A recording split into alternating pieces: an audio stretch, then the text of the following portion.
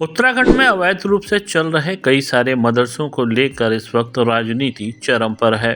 मुख्यमंत्री पुष्कर सिंह धामी ने पुलिस और सभी जिलों के जिलाधिकारी की अध्यक्षता में एक कमेटी गठित करके मदरसों में अवैध फंडिंग की जांच के आदेश भी दिए हैं, जिसके बाद संबंधित टीमों ने मदरसों की जांच शुरू कर दी है। जबकि उत्तराखंड मदरसा बोर्ड ने भी मदरसों का सत्यापन और उनमें हो रही गतिविधियों की जाँच शुरू कर दी है।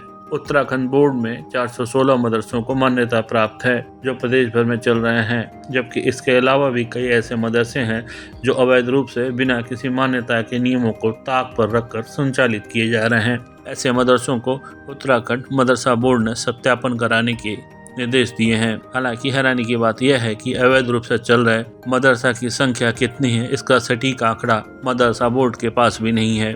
बोर्ड के अध्यक्ष मुफ्ती समून कासमी का कहना है कि मदरसा बोर्ड से मान्यता प्राप्त मदरसों की कुल संख्या 416 है, जबकि ऐसे कई मदरसे हैं जिन्होंने मान्यता के लिए आवेदन किया है, जिनके दस्तावेज जांचने के बाद ही उन्हें मान्यता दी जाएगी। और जो मदद के बिना मान्यता से चल रहे हैं उन पर, उनके संचालक पर सख्त कार्रवाई की जाएगी। साथ ही मदरसा बोर्ड के अध्यक्ष ने मदरसों को हो रही फंडिंग को लेकर कहा कि मदरसा बोर्ड मदरसों की फंडिंग की भी जांच करा रहा है। जहां भी गलत गतिविधियां पाई जाएंगी उन पर कार्रवाई की जाएगी।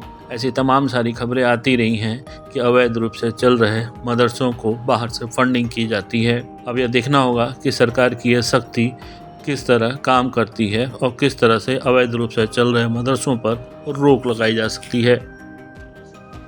देखिए, मैंने बताया नहीं कि हमारे यहाँ जो है अभी हमने जो 416 मदरसे हमारे यहाँ पंजीकृत हैं, जो अपंजीकृत हैं उनकी अभी हमने शासन द्वारा हम उनकी जांच कराएंगे कि वो कितने मदरसे हैं, कहाँ कहाँ चल रहे हैं, क्या उनकी वैधानिक प्रक्रिया है, उन सारी चीज़ों को हम मालूम कराएंगे। अगर कुछ लोग सिर्फ उनके लिए फंड उगाही का काम करते हैं और सिर्फ बोर्ड लगा रखे हैं तो ऐसे लोगों की हम इंक्वायरी कर रहे हैं। नहीं, अगर कहीं ऐसा अगर कहीं पाया जाता है तो जाहिर बात है कि भाई उसकी इंक्वायरी भी होनी चाहिए और जांच भी गहराई से होनी चाहिए और हम भी जांच कराएंगे।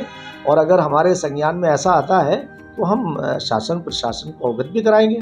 और ज़रूरी है कि देवभूमि की सरकार अपने आचरण के लिए जानी जाती है। अगर यहाँ कहीं ऐसा पाया जाता है तो मैं समझता हूँ कि वो किसी तरह से भी किसी सरकार के लिए भी बर्दाश्त करना उचित नहीं है। देखिए, मदरसों को हमने दिशा निर्देश पहले से हमारे दिए हुए हैं कि जो बच्चे आपके यहाँ जो बोर्डिंग में आपके बच्चे पढ़ते हैं उनका नियमित तौर से उनका आधार कार्ड और जो डॉक्यूमेंट्स ज़रूरी हैं वो आपके पास उपलब्ध होने चाहिए, ताकि ये मालूम किया जा सके कि ये कौन है, कहाँ रहते हैं और कहाँ इनकी आइडेंटिटी कहाँ की है। तो वो सारी चीज़ें जो हैं बहुत सुचारू रूप से हमने मदरसों को दिशा निर्देश हमारी तरफ से गए हुए हैं।